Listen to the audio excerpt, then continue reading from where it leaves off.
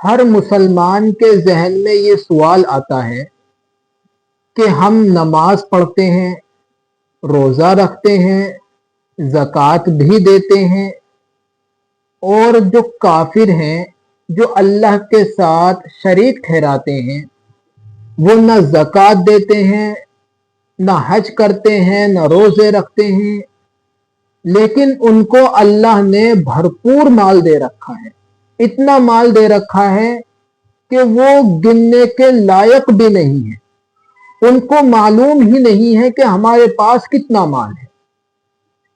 تو مسلمانوں کے ذہن میں یہ سوال آتا ہے، اور آنا بھی چاہیے، ہمارے ذہن میں بھی یہ سوال آتا ہے کہ بھائی ہم تو اللہ کی خدمت کر رہے ہیں، اللہ کے دین کو آگے پھیلا رہے ہیں، لیکن پھر بھی ہم ان سے کمزور ہیں، ان کے مقابلے میں ہمارے پاس مال بہت کم ہے۔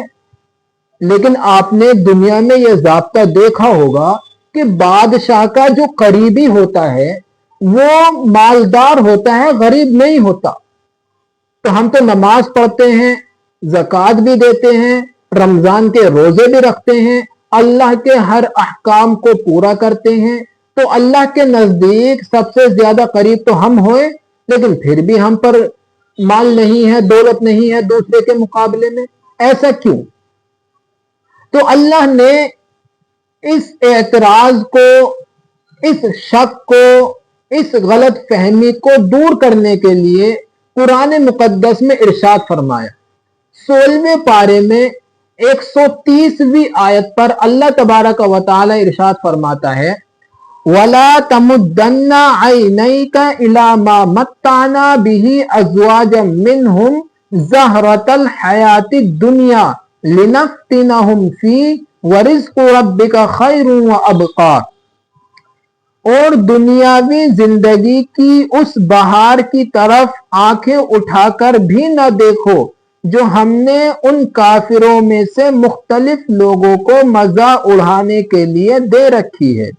کیوں دے رکھی ہے اسے بھی بتایا، تاکہ ہم ان کو اس کے ذریعے آزمائیں، اور تمہارے رب کا رزق سب سے بہتر اور سب سے زیادہ دیر پا ہے۔